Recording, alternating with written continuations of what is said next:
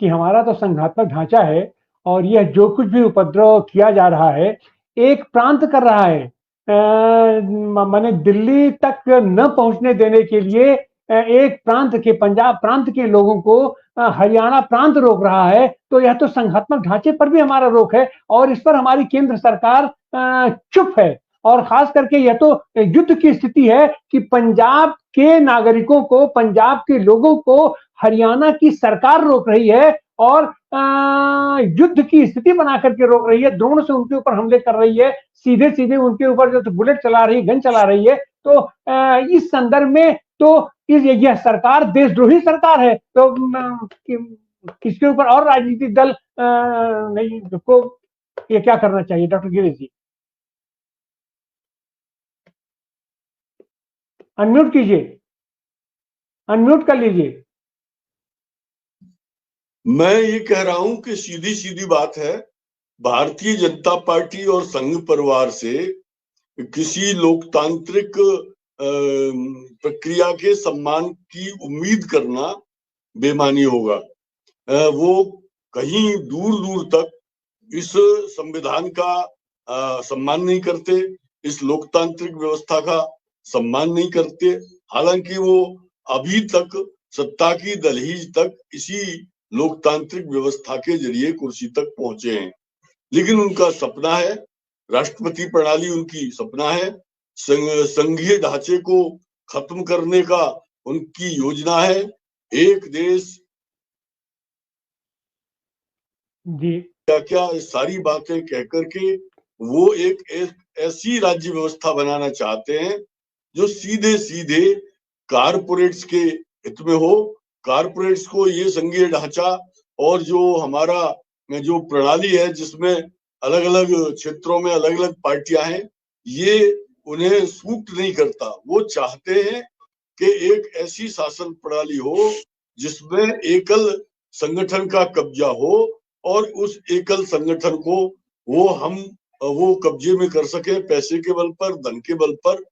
तो ये जो लड़ाई चल रही है आज, चाहे किसानों की लड़ाई हो, चाहे नौजवानों की लड़ाई हो, चाहे पेंशन जीवियों की लड़ाई हो, चाहे मजदूरों की लड़ाई हो, वो अपने मांगों के लिए तो है ही है, लेकिन इस संघीय व्यवस्था को, लोकतांत्रिक ढांचे को, इस संविधान को बचाने की भी लड़ाई है। मुझे याद आता है 90 के दशक में गोली चली थी अयोध्या में, कुछ लोगों ने कानून हाथ में लेके कुछ कृत्य किए थे और संविधान की रक्षा के लिए, सुप्रीम कोर्ट के आदेश को मानने के, लागू करने के लिए गोली चली थी।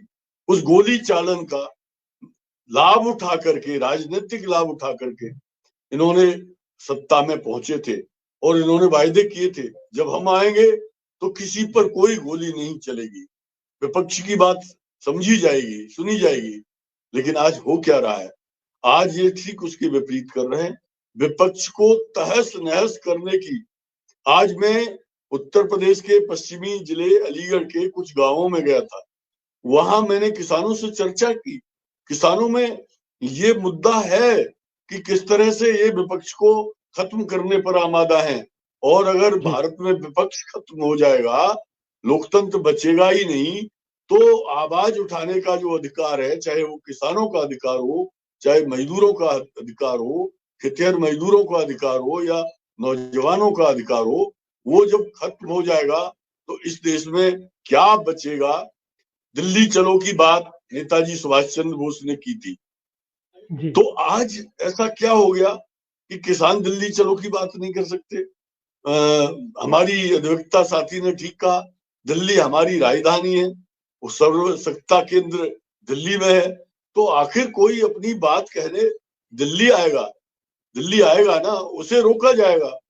और अयोध्या जाने के लिए स्पेशल बसें लगाई जाएंगी, स्पेशल ट्रेनें लगाई जाएंगी, अक्षत पत्र वितरित किए जाएंगे, लोगों को बरगलाया जाएगा, किराया भाड़ा दिया जाएगा, रास्ते का भोजन दिया जाएगा, ये सब किया जाएगा।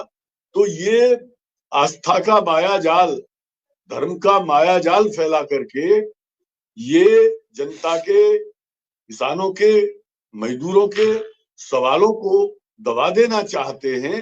और जी इनका कोई विश्वास लोकतंत्र में नहीं है। वो जी लोकतंत्र की प्रक्रिया के माध्यम से कुर्सी तक पहुंच रहे हैं, और जिस दिन उनका अब की बार 400 पार का नारा पूरा हो जाएगा जी तो इस देश के संविधान को बदल देंगे, इस हिंदू राज्य ठीक है घोषित करेंगे, और जो धर्मनिरपेक्ष और समाजवाद जो हमारे संविधान की प्रस्तावना है उसे हटा देंगे और राष्ट्रपति प्रणाली लागू करेंगे। हमें सबको मिलकर के रवि यादव जी ने ठीक कहा, किसान जी संगठनों को अपने मुद्दों पर लड़ाई लड़नी चाहिए, साथ ही साथ मिलकर के नारा देना चाहिए कि 2024 के चुनाव में भाजपा जी हराओ, देश बचाओ का जो नारा है उसको आगे बढ़ाना चाहिए सभी किसान संगठनों को। मैं ये कह करके अपनी बात खत्म करूंगा। जी रवि जी, आप कुछ कहना चाह रहे थे रवि जी? नहीं नहीं, आपका टाइम भी पूरा हो गया है, मुझे कुछ खास नहीं, मैं यही कहना चाह रहा था, संघीय व्यवस्था को अगर बचाना है तो संघीय व्यवस्था जो है उसको खत्म करना पड़ेगा। इनका भरोसा संघीय व्यवस्था में, संघीय व्यवस्था में, ठीक है। ये ये दोनों व्यवस्थाएं बिल्कुल विपरीत व्यवस्थाएं हैं। जी सर, जी आप सब लोगों का बहुत बहुत आभार। आज हम दुखी मन से आज हम यह कार्यक्रम कर रहे हैं। हमारे बीच का साथी, एक युवा साथी, 21 वर्षीय साथी, जिसके परिवार में कोई नहीं है, वही अपने परिवार का गार्जियन था। 3 बहनें उसकी हैं, पड़ी हुई है, ब्याह करना है उसको। हम उसके लिए अपनी विनम्र श्रद्धांजलि देते हैं और कल फिर हम नए विषय के साथ आपके सामने उपस्थित होगी। धन्यवाद। Thank you.